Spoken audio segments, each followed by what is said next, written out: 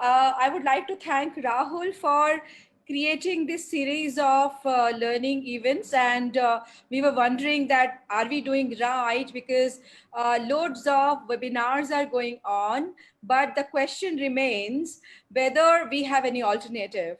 Because we all are hungry to learn. We are all the time, especially in this pandemic era, we are wondering how to cope and what are the best practices going on, what's happening around us so that we can also adapt to it. I think no other means, but as of now, this virtual environment is enabling. And thanks to Yashi, actually pointed out beautifully that how InnoServe as a group is trying to combat that and bring all those information updations and all kind of required data points to our audience and to the industry, because I have lots of demands. People who are not able to join, they have WhatsApp me, send me notes on various Facebook, LinkedIn. Runa, please send me the recorded version, because we'd love to learn from such eminent combination of people you have put together. And we are very lucky that we have a deadly combination of human resource professionals and also business professionals. So I think thanks for putting it together. And I'm actually racking my mind and wondering that it's really hard to believe that we are just about to moving towards end of 2020. This has been a year of unprecedented, to say at least, with a doomsday kind of admitting that we are not quite prepped out for this one. Are we prepared for next year? I think loads of such questions are arising, perhaps as time marches on. So does the work of HR. And while things are far from status quo, trends have still emerged in terms of focus for HR professionals. We would like to outline just a few of the key trends, what HR can do to make sure we are keeping up the pace. That's the intent of our series of these learning events, and also a few highlights before I go to my lovely speakers from where I'm going to learn personally. And I think considering that, as Chandan mentioned, I spent 2 decades in HR myself in various industry in India, US and UK, and very lucky to travel in multiple countries. And for past few years as a business professional, I'm actually almost forgetting that I'm a HR professional. So working with great, business people and HR people in my network, I think immensely certain areas have learned, and Yash touched upon a very salient point about how we had been accelerating the workplace. One of them is flexible workplace. We were creating a flexible work arrangement. Even before the pandemic hit, HR folks are very much focused on flexible work arrangement to help employees achieve the often elusive work-life balance. With the pandemic in full swing and more people than even before required to try their hand at remote working, HR has had to do their best to not only make sure the technology to work from home is in place, but also make sure that they can provide the support necessary to help folks who are computer novices to master everything from working on a VPN to navigating a Zoom conference call. In fact, that's exactly what Ritu was mentioning during our recent conversation, that how the whole gamut has been changing. So I'm really, really excited to learn more from you, Ritu. And I think another aspect, Farhat, and also had a brief conversation with Srinivas, and somewhere from the business side, Dr. Koster was mentioning that how we are improving upon our whole life cycle of hiring to exit. I think you have few even examples which we were really, really keen to listen to.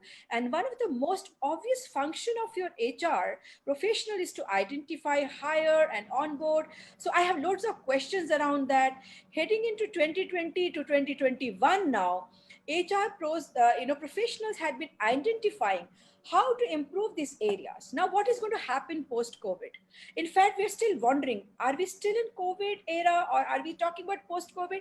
When do we do that? Because recently we got something in WhatsApp all over. Guys, don't move out of your house for 10 days. This next 10 days are don't purchase, don't, move out, do anything, because these 10 days are crucial. Oh my God, another set of such information which creates fear, which creates perplexity. It creates a lot of those insecurity. But nevertheless, I think, as Ritu mentioned, that human mind is amazing. We actually always embrace that necessity is mother of invention. And I would like to put up some questions to all of you. Before that, it's my humble request if each one of my speakers can, kind of for 5 to 7 minutes, maybe 8 minutes, put your thought forward as a from your experience, from your current learning. That'll be wonderful time for us as an audience to learn. So I will begin with Farhad. Would you like to share your thought leadership? Okay, thanks, Runa. Actually, it's a great pleasure to be with all of you, the eminent speakers. And thank you, Chandan. Actually, I wanted to say thank you, but that time I was on mute, actually. Okay. So I hope I'm audible to everyone. Now it's okay. Okay. Yes, true, Runa, what you are telling that it is a complete paradigm shift we have seen, but it is very difficult to comment that whether it is a COVID or post-COVID. But as per our experience and the knowledge, what is available in this kind of environment or disruption, my opinion is that it will continue for another 2 years or 1 year, because we don't know what will happen. We don't know about the unknown viruses also, exactly the kind of virulency. Virulency means the power of virus is not known.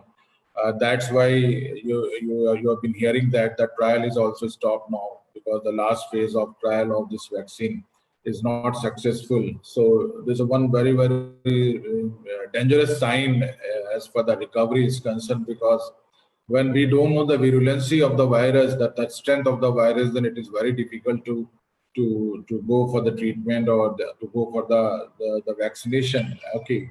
So I think we have to live with this, and it's a part of knowledge and information age. And this is the age where everything is new. Actually, if we don't have any change, we don't have any development all across the organization or any function, I think then it will be difficult for everyone. Okay, we can divide this thing into two categories: the automation and the mindset, because we cannot ignore employee now, or the human capital is converted into employee experience now, which is more important. So all organization, all the leading organization, they are focusing on the protection of their employees and how they can train them fast so they can work in a different kind of functions are coming, including remote working and work from home. A major problem is coming for the manufacturing units, where the more number of workers are involved, and their protection, their communication and training is very, very important. And one more thing is happening, which is very alarming with respect to the people management, whether it is entry or exit, or even during the life cycle of employee. A lot of training is required. The new training, new rules, rules and responsibilities coming into the action. And as for my company is concerned, we have done a lot of trainings. I think we have never done any time. A lot of training has been given to all employees, and the new advancement, new technology is implemented, and the employees also now they are used to now. Actually, they know how to regain and to retain and to attain all these trainings, and they are easy. Actually, now they understand that this is the only option left. Okay, so this is one thing which is very, very important for us to know, that employees are also changing, and it's a complete paradigm shift from within the knowledge age. Actually, we have seen the four stages of in this world. It started from Stone Age or Hunting Age and moved to Agriculture Age, then Industrial Age, and now it is Knowledge Age. And in everywhere, all across the academics, it was written, this is the last age of this world.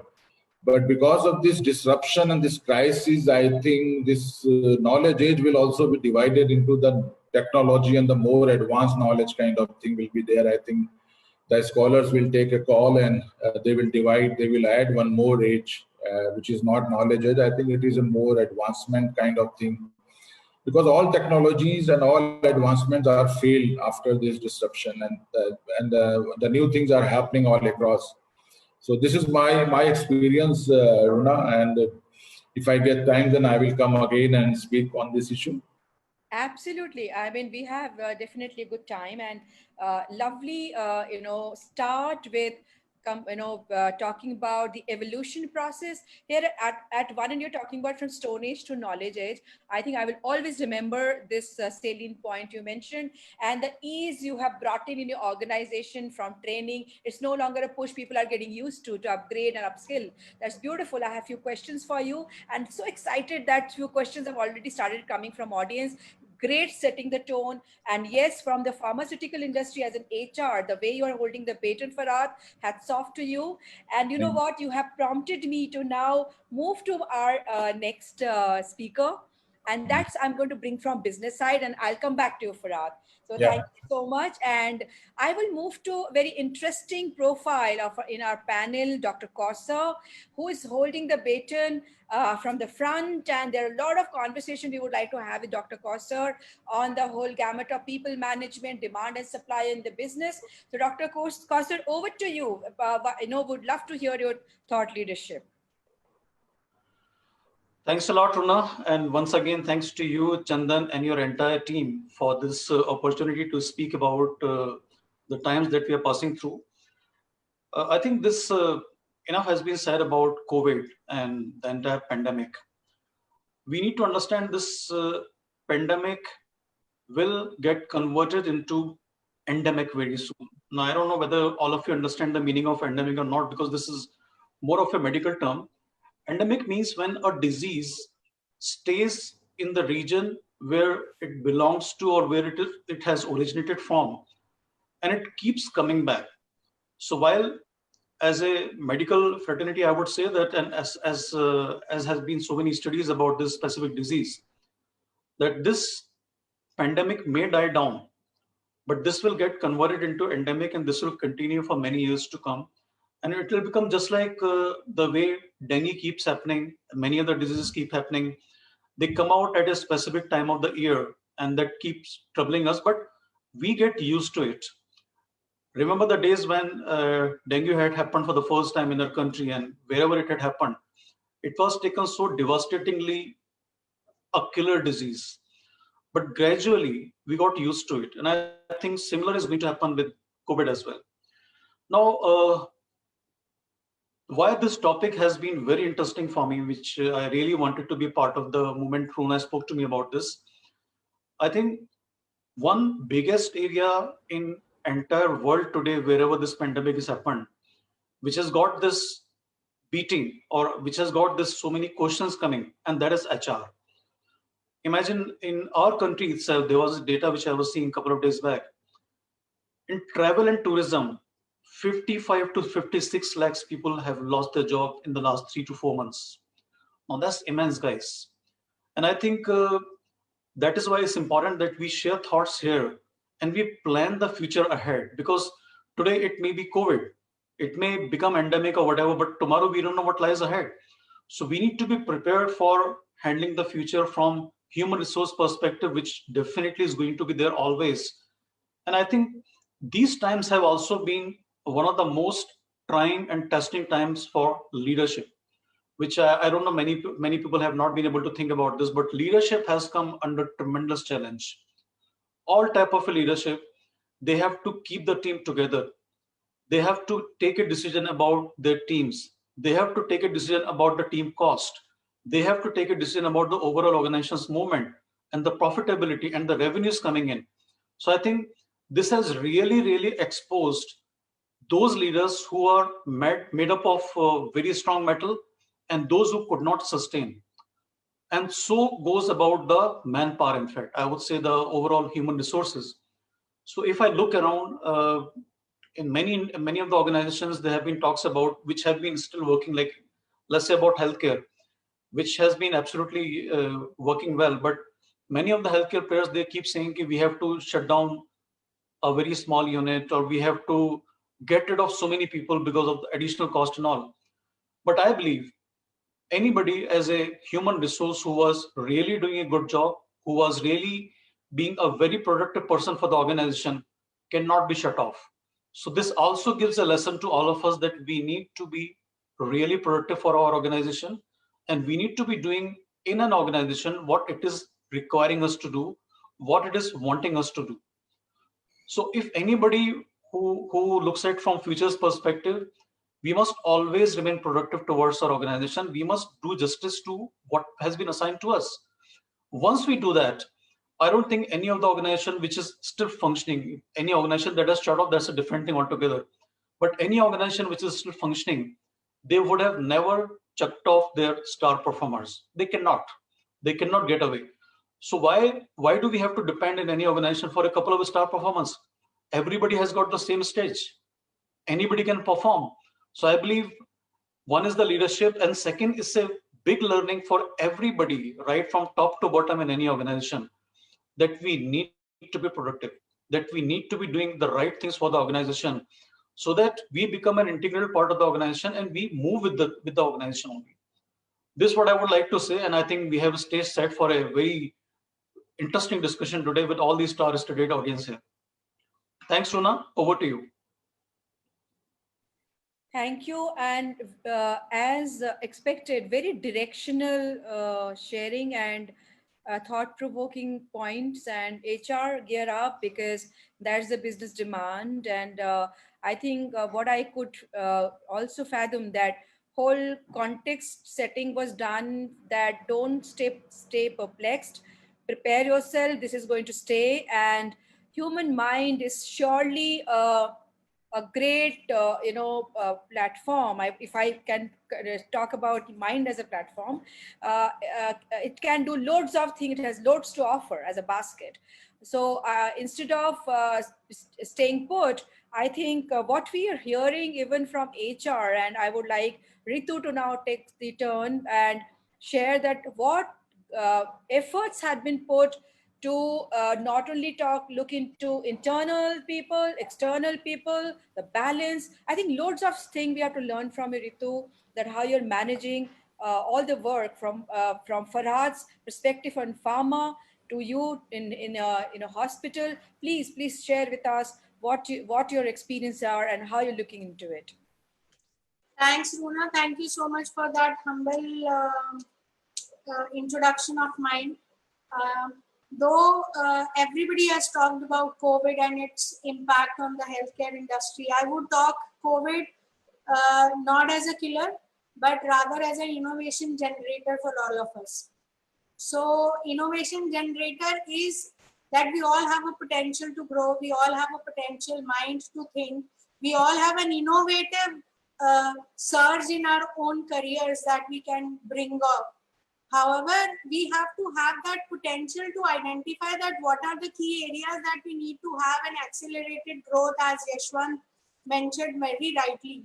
Because I belong to an organization which does not mean in corporate governance and which has been traditionally set up. But I found this COVID has actually worked as a catalyst for all of us, wherein we are not only given an opportunity to think widely and into a creative manner, so that we can generate, create, and regenerate things out of nothing. It was more of a work as an HR, if I would say that people were laid off from the jobs. However, for healthcare sector, it was more of the burden which was given to its manpower and the workforce, which are supposed to be aligned to the new normal, which is nothing but which was away from the brick and mortar offices that we generally used to stay in. The basic criteria that revolved all around us during this tough time of unlocking and locking was that people were staying at home, but at healthcare, people were supposed to be on their jobs.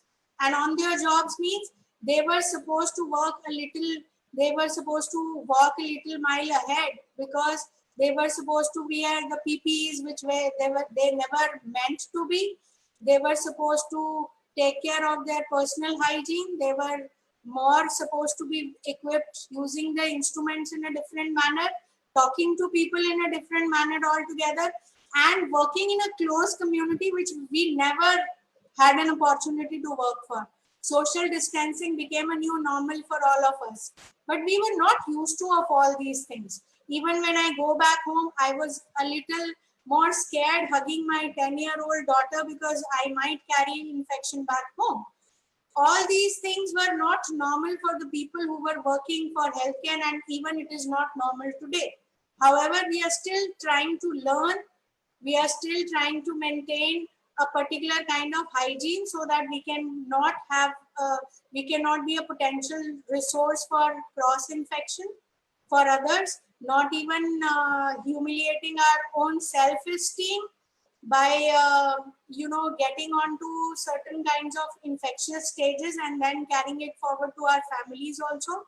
Still, we have really worked hard by keeping that social distancing norms at the pivotal point, and it was found that first identifying the people who can be out of the office was very, very important for a healthcare unit to know. Now, it is very difficult to identify the people who can be out of office. So first we thought of the research unit which can operate from home. So it was very much pivotal for all of us to identify first the research unit that can be identified as a role model to keep an example who can be working from home. Second, we thought of people who should be seated at home are the people who can catch the infection fast. So though I work in an industry and especially to a hospital which has given jobs to especially the paraplegic people, so we allowed them to work from home, give their opinions, suggestions, and anything that they can actually contribute. So we were also evolving during that process altogether. Then the second process after identification of certain units, we found that there are certain group of people who cannot work from home. So we have to identify that what works can we give to them so that they can be out of office for a certain period of time and they can contribute from home. So we found there was a special set of senior nursing staff who can contribute for the policy making, who can contribute for the statutory things that were changing altogether, and there were different kind of new things and principles coming our way. They have to coordinate with the government and other specialized authorities. So we identified these jobs which can be contributed from the home. So we allowed them to be seated at home and finally contribute to the organization in the same way as we were contributing, coming to the offices regularly. Then it was another challenge to provide them the basic infrastructure which was there, which is required for them to contribute from home, because everybody does not carry a laptop or other requisite materials which are required for them to work from home. So we invested in those materials so that we can have such kind of system where they can be allowed to have that liberty to contribute equally as other people were contributing. And we never challenged them because we allowed them to have that time to understand that technology, and there was a constant backup which was given by the IT team. So it was much of an evolving process. And I think after 2 to 3 months of the lockdown period that we were in, we really had gone a far way to understand that how we can still feel normal if even we are sitting at home. Second, and the third and the most important thing was actually working on their stress management. If I meet you personally, I have a different way of interacting with you. But if I'm meeting you on Zoom, definitely, I have to have a technology-driven virtual meeting that I'm doing with you. Since all these were happening, we encourage people to adjust to a new thing. And we encourage people to have that perseverance to learn a new technology which was coming their way, not for the benefit of the organization, rather for the benefit of upskilling their own knowledge and preparing them for 2021, not for 2020. So this is what I want to share for that. Thanks, Runa, for giving me the opportunity. Over to you. I knew that there would be loads and loads of fantastic learning would come from you. And I think we are having series from Yash to Farhad to Dr. Kaushik to you, and I'm very excited to even move to next. But I think what you fantastically mentioned about how you are generating things out of nothing, that's the beauty of human being. When we say innovation, it's not a forte of few people. It's not that okay, some cool people are organizing some great environment as startups and new products. Yes, they are there. I think they're the inspiration for many, from because we are moving from employee mindset to employer mindset. And time has come that in India, actually our youth and everyone thinks about how to be an employer. But with that progressive leadership and the kind of great examples you are setting as human resource leaders, Ritu, thanks to you, salute to you, to your entire organization. And in fact, I have forgotten today to salute to even for that matter, Dr. Kosser. He's also doing right from the front, leading from the front. And Farhad mentions that how all his 30 plants are operating, not a single day you all are able to take off. And I think loads and loads of such stuff is happening. And I think this few minutes now we have will be very less to learn. But with that, I would like to move to Srinivas. You had been doing a lot of great work supporting all these healthcare units to remain in an environment where people are staying connected, the communication, the brand, many aspects I found you had been doing, and we are eager to learn more from you, Srinivas. So over to you. Please share your thought leadership. Hi, my name is Srinivas Iyer. Good evening to all of you. A big thank you to Rahul, Chandan, Yash for reaching out to us. A big hello to all the panelists who've been sharing some fantastic insights. And I see a nice audience of more than 50 people attending this. And I'm sure they're going to watch this later on with the recording. So a lot is being said about HR. And I think when we look at, I'm going to talk about artificial intelligence, machine learning, design thinking. And I think there's a great opportunity for people to join this revolution. When we think about artificial intelligence, most people can be divided into two groups. One, who think that AI and ML is the ultimate solution for humanity.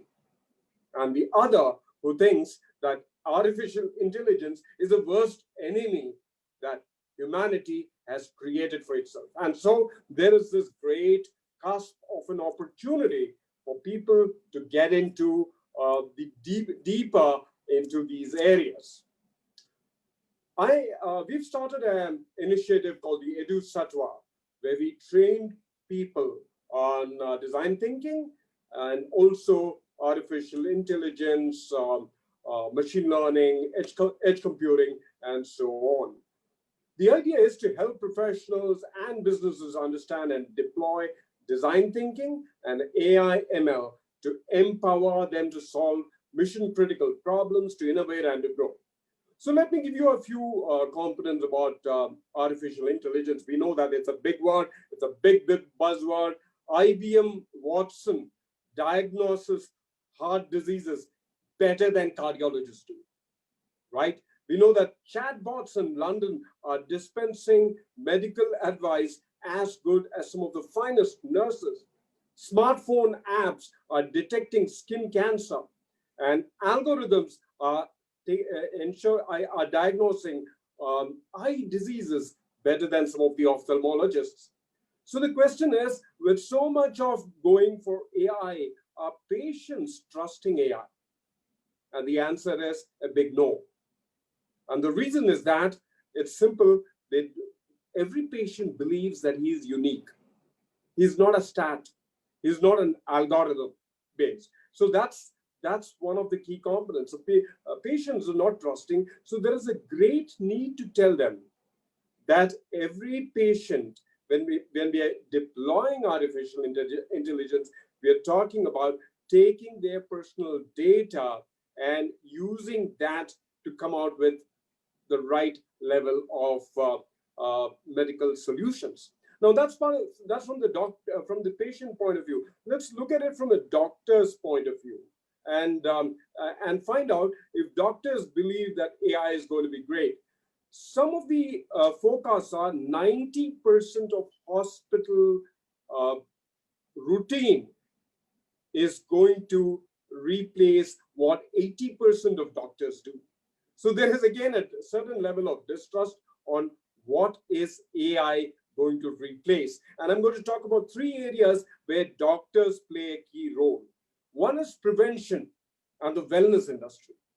Second is diagnosis, and the third is treatment. And so when it comes to prevention and diagnosis, we see a huge opportunity for AI ML to play a role, because this is all about using data, crunching numbers, and coming out with actual things. But when it comes to treatment, it's the doctors who play a major role. So which means there is this great opportunity for doctors to use AI ML and also communicate it to patients.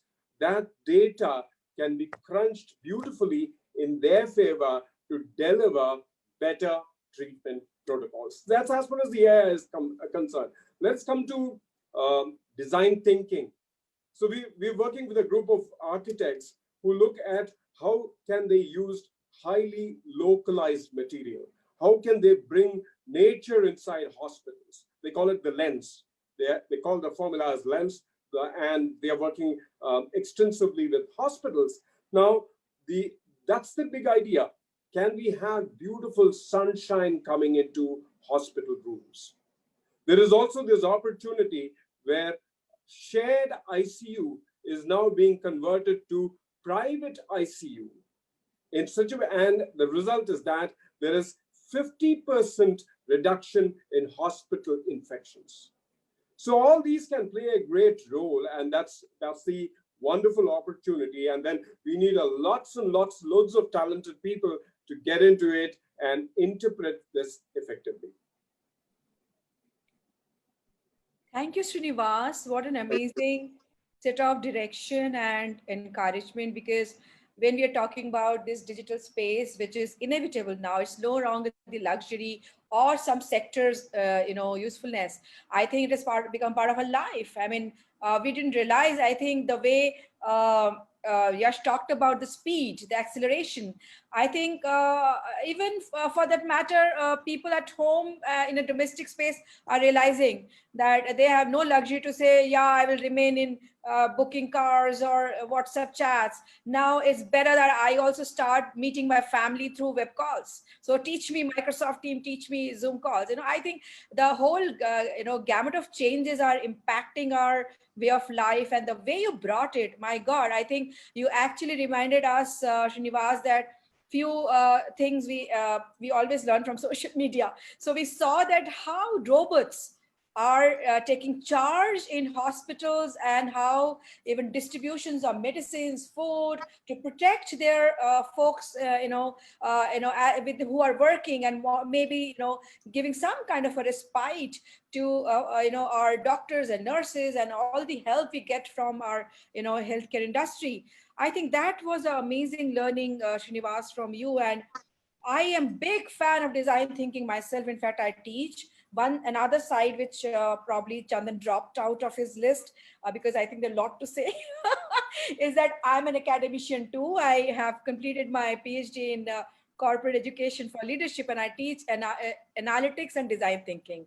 So I was constantly reflecting on the way you were speaking, Srinivas, and in fact, in all of us, it's required that how do we step and take a huge leap, rather jump up together, that hey, enough, yeah, we are now going to put a complete next level of maybe a kind of a carpet of innovation. So we should work on that era, and together, each one of us. And with that, I think I'll take a question. Thank you, Shubhashri Hota, for wishing. The whole set of panels were amazing, and you can already witness that. Thanks for your wishes. And I would take the question from Rushina Khan. and that actually came to you, Farhad. Actually, you started with a bang, so the questions appeared. All right. So this question is for you. How can training and development be replaced by technology, especially if it has to be hands-on training? Good question. I think please take this one, and anyone can comment as well.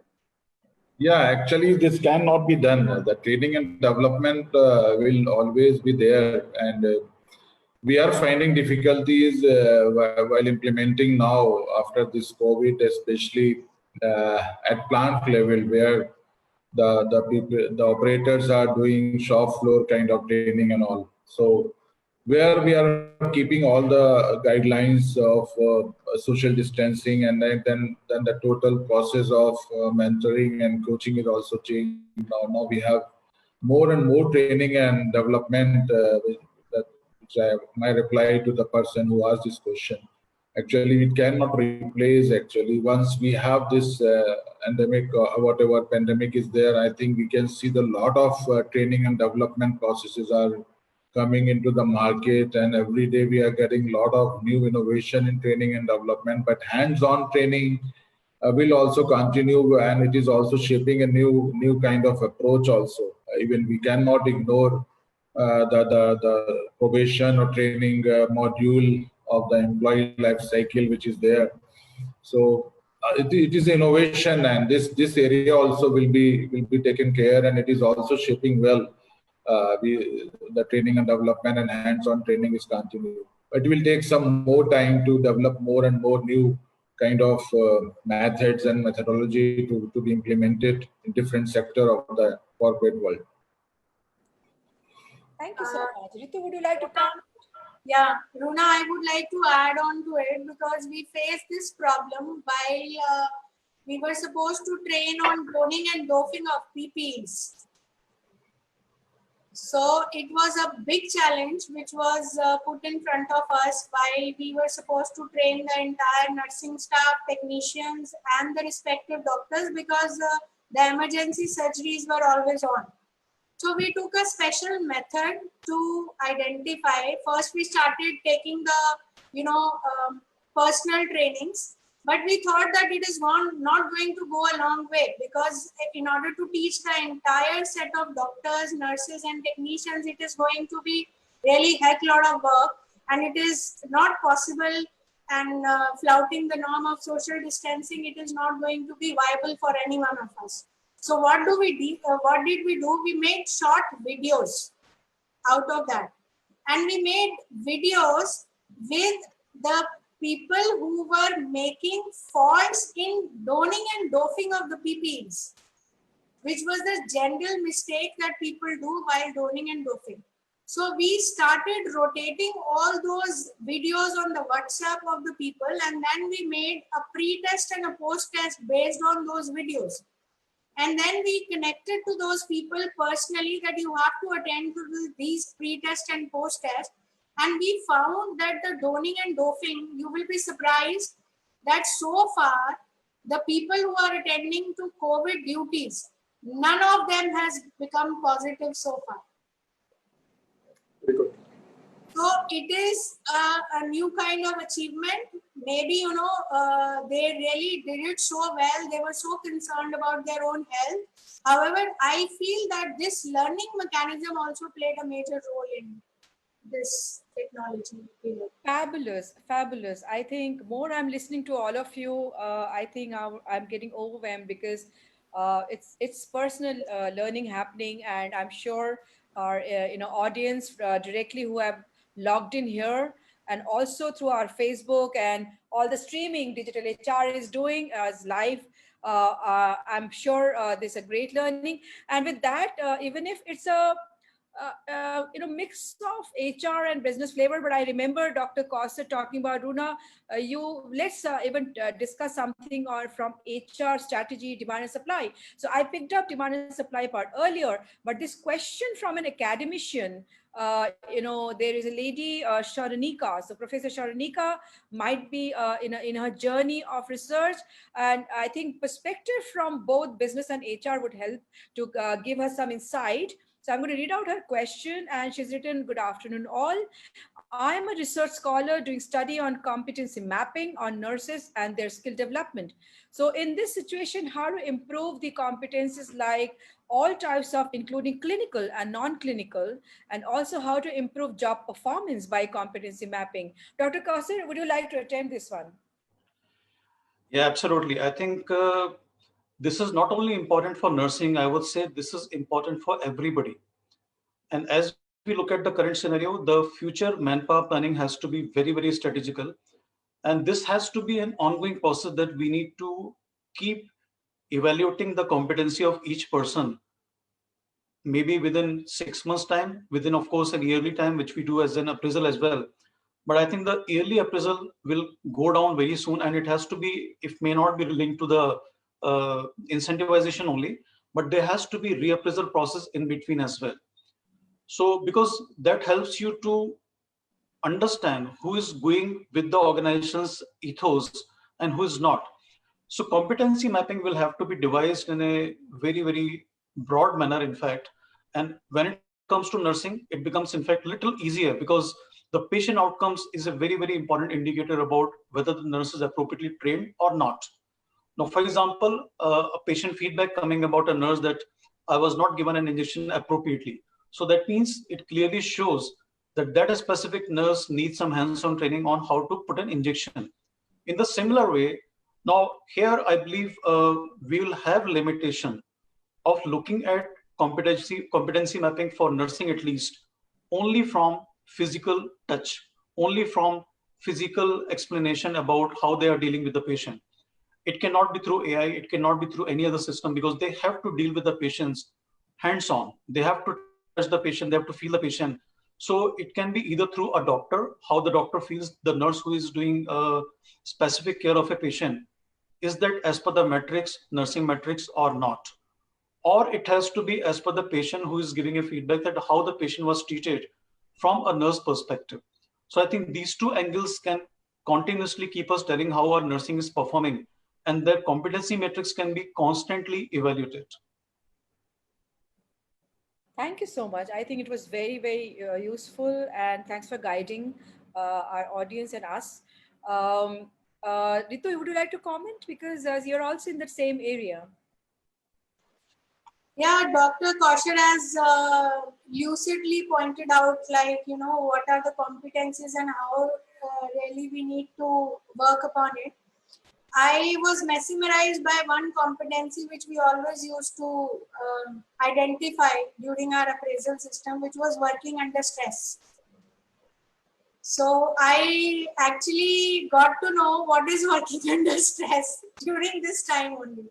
Because working under stress does not mean that you were earlier given 7 patients and you are overloaded because your peer group has gone on long leave and now you have to attend to 10 patients or you have to do double duties. So for me, the definition of working under stress has changed. And I would rephrase it correctly. It is working appropriately under stress. Working with the ethics under stress. Because everybody, I think we all are equipped to work under stress. We all have our reaction mechanism when we are working under stress. However, if we are not flouting the ethics, we are not flouting the basic mechanism and the protocols, then we are equipped to work under stress. So this is the basic mechanism which also comes to play. I'm tempted to go to Farhad, but I have a very interesting question from Archie Saraf. And on this, I would like both Srinivas and Farhad to comment one by one. This is on how technology and design thinking can work together in industry. So Okay. who would go first? I think it is designed. Yeah, please speak, no problem. All right, that's a great question. Both these can normally work parallelly, right? For example, we were talking about the idea of decreasing hospital infection. So artificial intelligence is what is going to throw us data on what is to be done. And design thinking takes a cue from there and say, how do we do it? So both the what, the strategy part and the how, the tactical part can be solved by creating this beautiful cusp between artificial intelligence and design thinking. I must talk to you about what happened with Boston Hospital. And these guys were one of the biggest problems from a patient's perspective, as far as hospitals is concerned, is to the patient discharge on time. This is a pain point both for the patients and the stakeholders within the hospital. And this is where this Boston Hospital used big data, artificial intelligence to ensure that patients get home at the right time, very comfortably. And the entire hospital design made it easy for them to feel really good about going out of the hospital and having great memories. So it's a wonderful thing for technology and the science part of it and the art to sort of collaborate and deliver efficiencies and results. Farhad, over to you. Okay. No, actually, the collaborative word is very, very appropriate to give the answer of these three things: technology, design, and thinking. It has been seen in this pandemic that the leadership started working on collaborative and collaboration kind of thing, because it needs a speed and direction both. The technology, design, and everything can provide the speed, but direction is required with the help of leadership, and which is possible only when these three things are communicated together. And you can see that a lot of time, many times I've seen that we have to cross the boundaries also to provide the best protection, best solution to the organization, because the productivity and the business continuity is very, very important. And when you are working a pharma company like ours, that it is an essential commodity, we cannot stop the supply. So I think this technology is really helping us also, and at the same time, we designing and thinking and implementation and the leadership and the communication is very, very fast. Actually, I would like to give the example of the payroll management. Actually, this is the attendance and absence management is also changed. The total designing is changed from biometric to now we have a QR attendance, and you will not believe we have collaborated with the Arogya Setu also, and even the people are also more honest and more open also when coming at the gate and entry at the time of entry at office, and giving the self-declaration with respect to their traveling and all. So a lot of limitations are there, a lot of guidelines are placed, and I think this will work together. Technology, thinking, and leadership will work together. And I've seen that it is more emotional kind of thing is coming after this COVID, because I have seen that a lot of change is there in the employees' mind. Also, they are listening more. Their listening skills are also improved. Even not only them, because the managers I have seen, they have become very good listener also. This is one thing which is happening, very good thing. And one more observation, I think everybody will agree, as Dr. Ritu also telling that after the implementation of video kind of teaching and training, the performance was very good. No one was positive. No one got tested positive. So this is very, very something very surprising, that the behavior of employees and total leadership is changing, and I think technology and designing is helping. Well said, Farhad, and the surprise is for the right cause, I guess. And let we actually keep the journey on and create more surprises, because I think there is a lot of one set of people are anxious, insecure. In fact, a lot of work is happening in mental health that has become prime rather than physical health. So I think examples like you are setting, and Ritu mentioned, Srinivas talked about, and Dr. Kausar encouraged us. I think these are the kind of deliberation is going to help. Super exciting conversation, and I think a beautiful question has come up. And I think this goes to all of you, and please take your own measure how to respond.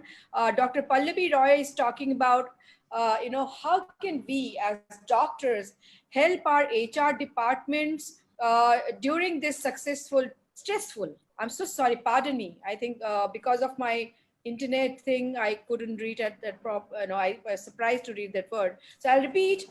So Dr. Pallavi is talking about how can we as doctors help our HR departments during these stressful times? How can we support our team since we have our own responsibilities to look after? Um, but a successful healthcare delivery system always involves teamwork. Absolutely dilemmatic point, and I would love to go to Dr. Kausar because it has a lot of business element in it. Thanks, Runa. In fact, I was about to raise my hand to answer this question, in fact, because this is from business perspective and as a doctor also from both the point of view, I think I may be able to answer up to some extent. So I think now looking at the day-to-day operations, and as has been my all these experiences that I've had with the dealing with the doctors and understanding the HR perspectives as well. One of the biggest challenges that keeps coming from doctors, and I'm a doctor myself, I'm still saying this, that doctors do not listen to the discipline or the type of requirement that HR has to do. For example, appropriate attendance or appropriately giving a handover or takeover. Second thing that keeps coming about the doctors, which is a very common complaint to me, especially from some very, very senior doctors and even juniors, that they shout at the staff when the staff makes a mistake. Now we need to understand, and I always tell all the doctors that please understand, all these staff who are sitting there, whether it is a nurse or anybody else, they all are very timid people. They are very junior people. Now, when you shout at them, when you scream at them for making a mistake, you're not helping them. You're actually making them to make more mistake. As a result of that, what happens? The complaint from the doctor side goes to the HR. So-and-so person is not working very well. And the HR takes a different angle altogether. They again start questioning the same person. Why have we not done this? When the senior doctor is saying this. So my suggestion immediately would be to all the doctors that please keep your cool. This can be a big help, not only to the HR, but to the entire organization and in fact to the industry.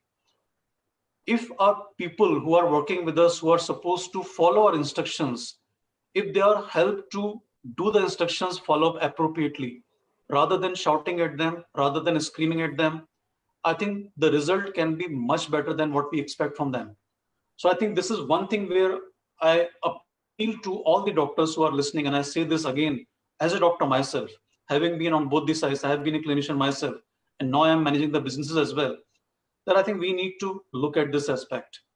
One of the most important principles that I always follow as a doctor has been that if a nurse is making a mistake, or if a technician is making a mistake, or even if a junior doctor is making a mistake, don't shout at the person at that time. Teach the person and then put the person to the appropriate training that go learn this. So when the person comes back, he is a better learned person and he does not make that type of a mistake as well. And I think the HR also doesn't have to find a new person for that. So in my opinion, this behavioral aspects from a doctor can be a tremendous help to any HR person and to everybody who is working in their teams. And the clinical result also can be much better, in fact.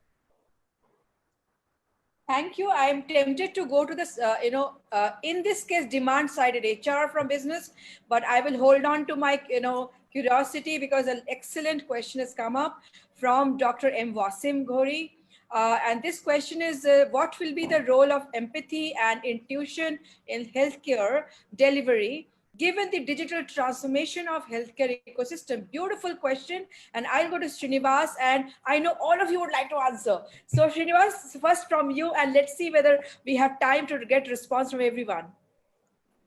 All right, that's truly an amazing question. Yeah. So I was talking about the architectural team, which is working on hospitals, right? And they have a process called LENS, and the E of LENS, it is LENS. The E for LENS is empathy, to understand stuff from the patient's shoes, and that's a very important thing from a hospital perspective, because when a patient or a patient attendant is entering the hospital, he is actually entering a world which is very confusing, where he is deeply stressed out. He's got major problems, and that's where there is a great opportunity for technology to throw in the apps, the trends, and the doctor's own intuition. In fact, we work with a very, very popular, very famous orthopedician, and who believes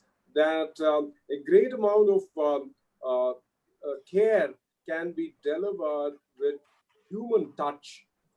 So he encourages his own doctors and team to touch patients, hold them so that they feel a lot more comfortable. In fact, there's a brilliant book written by Walter Lee, which says that what would Walt Disney do if they were to run hospitals? Obviously, they would create magic using empathy, intuition, and delivering an enormous amount of care to patients. Thank you so much, Srinivas. I think a very, very interesting question has come up from Dr. Jyoti Munde. She is addressing to all, but I would like to request both Ritu and Farhat to respond, and I will also have to manage time because I think we are going to take another 3-4 minutes. So the question is, have you faced staffing issues being HR of healthcare industry during pre and post COVID situation? So a quick one from both Ritu and Farhat. I think Ritu, you can speak first, no issue. Too many. I would say too many. Why? Because when the COVID had just struck, even the most scared community were doctors. The most scared community were nurses. And you will find that every day I landed in the hospital in the morning, there were a news that 4 nurses absconded from the hostel without notifying anyone. So this was the game altogether. And when we were doing the manpower planning for the COVID wards, when we were supposed to start it at the order of the government of India and finally the CM of Delhi. So it was difficult for us to find doctors and difficult for us to retain them. So then we have to plan it accordingly. We did a thoughtful, we gave a thoughtful insight to all of these things. We first tried to plan their accommodation within the hospital campus. We made food available to them. We made Wi-Fi free of cost available to them so that they can speak to their people at home, their family members at home. So we wanted to be compassionate towards them rather than buying a man-force in barter of money. So we were not doing that. We were thinking that we are dealing with human beings as if the entire world is struggling. They are also struggling and we are a part of them. So we paid due compassionate ground to them and we addressed whatever their grievances on time.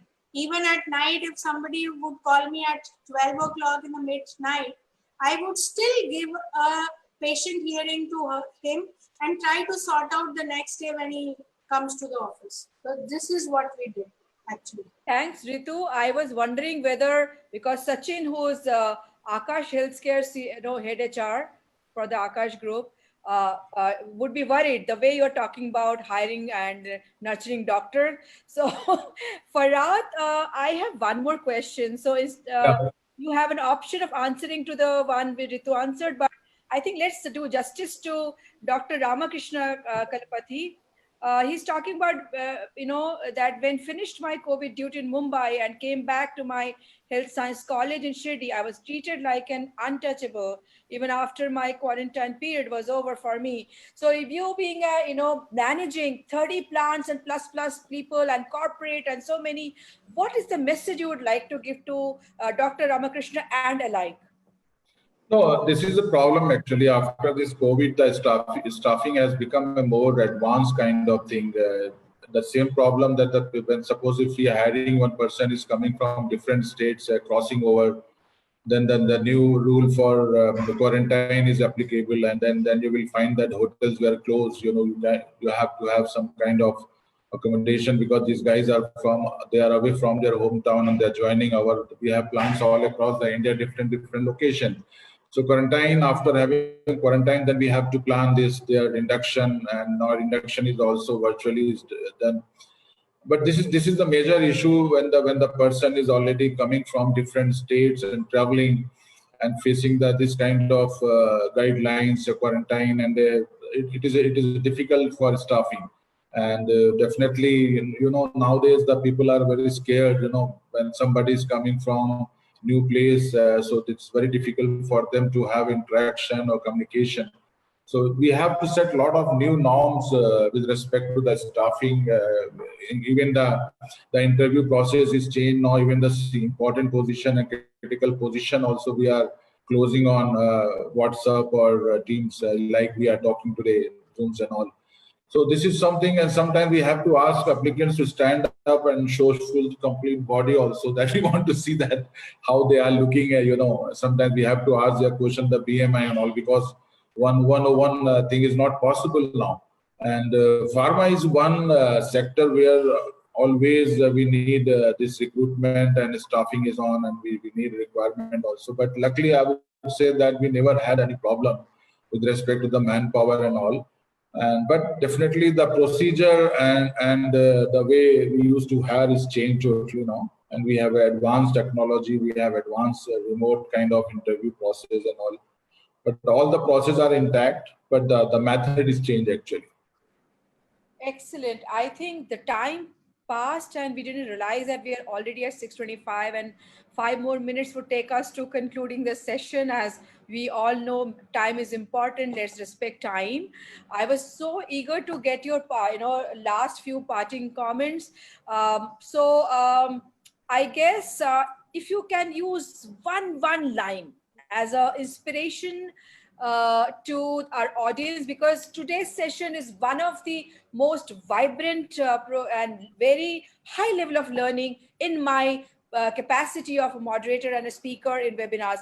I think I'm very thankful to all 4 of you. Thank you for such a beautiful time you gave us, so much learning. So I'm actually requesting, I might move to a little more than 6:30. First time I'm breaking the rule, just because we have an excellent speaker. One line, please. Okay, should I start actually? I have to go actually. Runa, I write one thought every day. It is almost more than 1720 days. Every day I've written one thought. I read 1 hour every day. Then I put my interpretation and learning into one thought. The one thought which I've written yesterday actually, that if you want to effective leaders can discover a therapy of stress by enhancing the skills of emotional intelligence over intelligence, which is a requirement in nowadays. This is my one thought. Thank you. Dr. Kauser. Sorry, I had to unmute myself. So, Runa, if I had to say one thing about anything that is most important for anybody for that matter, whether it's a leader or anybody else, time management and discipline is extremely important. If these 2 things are not there, we don't know what are we losing, because time is a very, very big factor. Every single minute, every single hour that we spend, if we see the productivity of this, nothing like it, and if we respect the time, it's really, really going to pay us the dividends very hugely. Second thing which I've realized during this pandemic, which has been my mantra in my entire career basically, and I keep telling this to my teams as well, and in fact managing the businesses also, that has been pretty helpful. When you are taking a decision, don't be worried about failing. Jo hoga dekha jayega. So this has been my line, which I always keep telling my entire teams as well, even during the COVID times. Just take precautions, take PPEs, and take care of your patients. Don't worry about anything. Jo hoga dekha jayega. We'll see it together. And that's what I believe. Srinivas. Yeah, so artificial intelligence, design thinking, these are buzzwords, but they're a black box. And I like this line by Tony Robbins, who said, whenever you see confusion, get excited, because there are opportunities.